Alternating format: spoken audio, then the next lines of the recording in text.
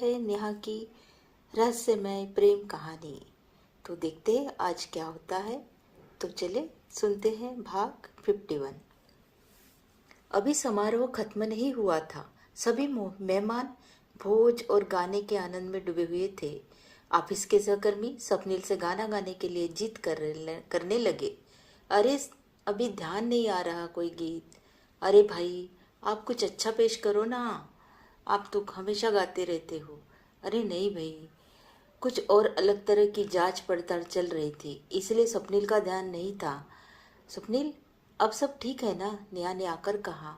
तो फिर गाओ ना तुम एक आध गाना। स्वप्निल बोला, थोड़ा रुको आप।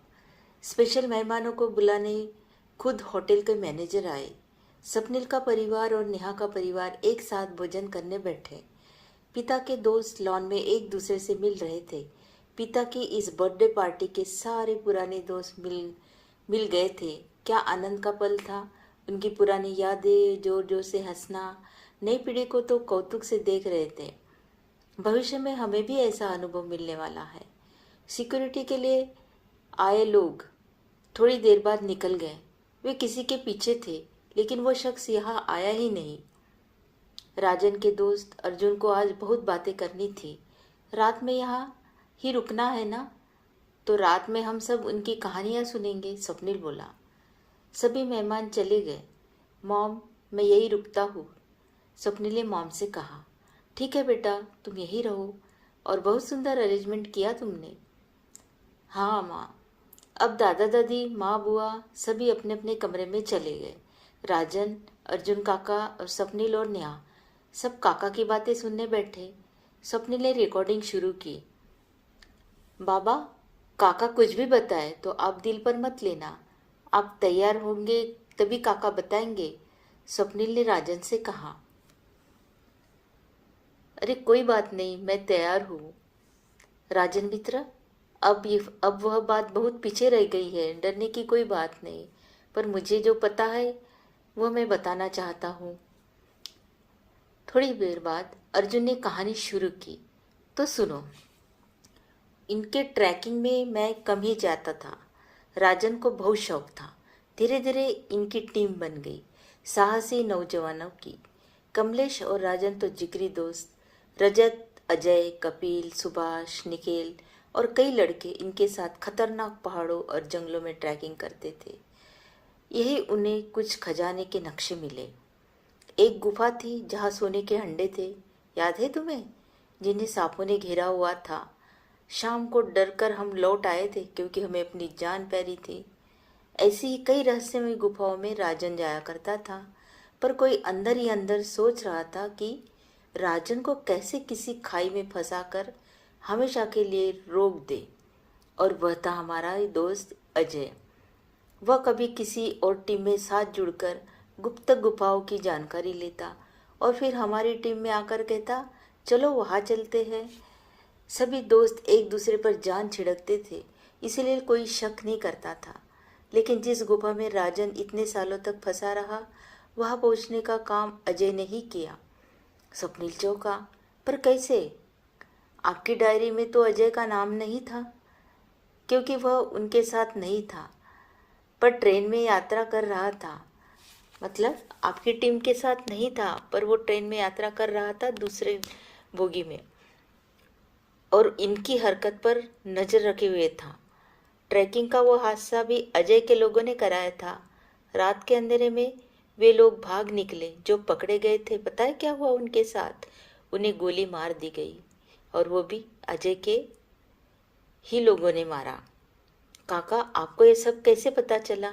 स्वप्निल ने पूछा। कुछ दिनों से मुझे उन पर शक था। मैंने उनका पीछा करना शुरू कर दिया था। फिर उस गांव में हादसे की वजह से ट्रेन रुकी। सभी दोस्त बाहर आए।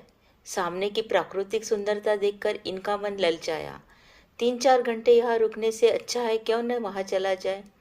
यही तो अजय चाहता था। अजय दौड़कर आ गया। अरे यार, तुम सब इसी ट्रेन में थे और मुझे पता ही नहीं चला। चलो अब हम मिलकर ही सामने का दृश्य देखने जाते हैं। देखो कितना सुंदर सीनरी है आगे। तब राजन बोला, तू कहाँ से टपका? तू तो गाइड बनकर गया था ना कुछ लोगों के साथ। बस जरा घूम रहा हूँ इधर उधर, अजय बोला। उसे पता था इस पहाड़ पर जो जाता है वापस नहीं आता। अगर ये सब लौटकर न भी आए तो उसे फर्क नहीं पड़ता। गांव वाले तो सो रहे थे, बताने वाला कोई न था। वह जंगल बहुत रहस्यमय था। जैसे ही वे आगे बढ़े, फूलों की खुशबू फैल गई थी। इतनी सुंदर खुशबू वहां से आ रही थी, राजन तो मंत्रमुग्ध हो गया। और ये बात अजय को पता थी, राजन को खुशबुओं से और फूलों से बहुत प्यार है। राजन आगे मत जा, ट्रेन शुरू हो जाएगी तो हमें पहुंचना है, कमलेश बोला। कमलेश फोटो लेते लेते राजन के पीछे गया। वहाँ एक चाय वाला मिला। साहब, उधर जंगल में मत जाइए, जो भी जाता है वापस नहीं आता। कहते हैं जंगल निगल लेता है। क्या कह रहे हो तुम? मेरा दोस्त तो है जंगल में गया, देखो वह पहाड़ पर जा रहा है। कमलेश ने इशारों से चिल्लाकर कहा, राजन वापस आओ, खतरा है। राजन वापस आओ, खतरा है। राजन ने आ रहा हूँ कहा। वह नीचे उतरने लगा, लेकिन अचानक आंखों से ओझल हो गया। अजय की योजना सफल हो गई। कमलेश ने सबको बताया, राजन नहीं मिला। हर जगह खोजा गया पर राजन कहीं नहीं मिला। आज तुम सामने हो, यह चमत्कार है, सिर्फ चमत्कार, अर्जुन बोल रहा था। कुछ महीने बाद सपनील और नेहा ने अजय को सबक सिखाने की योजना बनाई। नेहा के पिता की आंखों में अब डर नहीं था, बल्कि गुस्सा और न्याय की आग थी। अर्जुन ने कोट की जेब में से एक पुरानी पेन ड्राइव निकाली। यह सबूतों वाली फाइल है, अर्जुन बोला। इसमें अजय देशमुख द्वारा तुम्हारे अपहरण और मेरी झूठी मौत की साजिश के सारे सबूत है। अब हमें इन्हें यही जगह पहुंचाना है।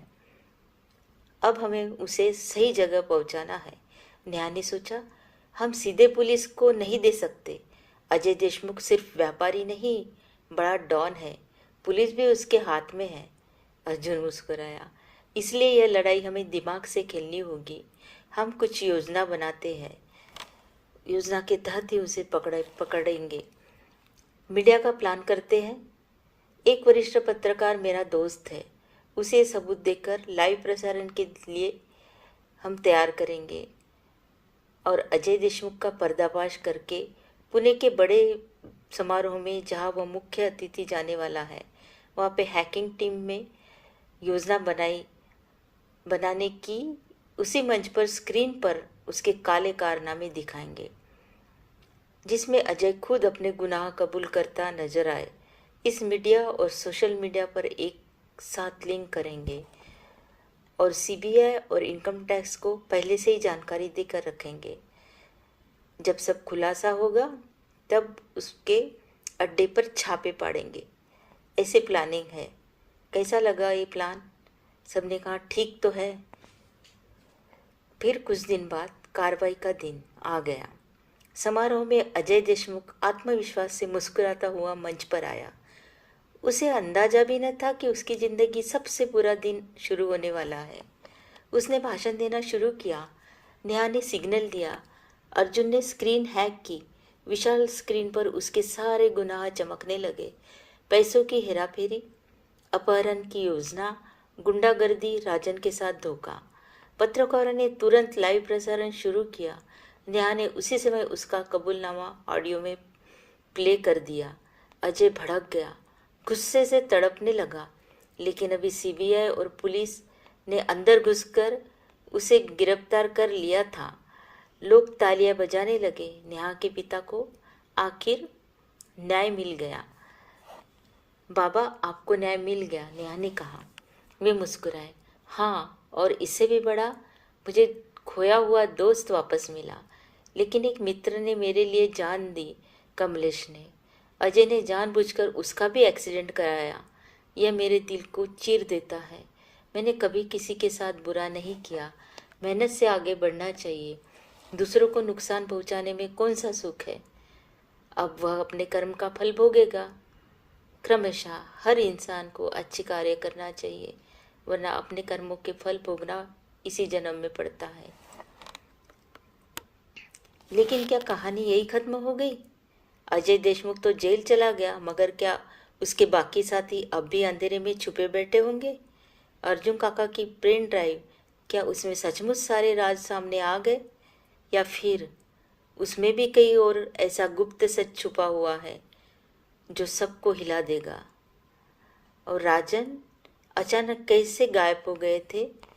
क्या ये सिर्फ एक चमत्कार है वापस आने का, या रहस्यमयी ताकत? इन्हीं सब प्रश्नों को जानने के लिए आप हमारे साथ जुड़े रहिए। लाइक कीजिए, सब्सक्राइब कीजिए और अगला भाग सुनने के लिए हमारे साथ जुड़े रहे। धन्यवाद।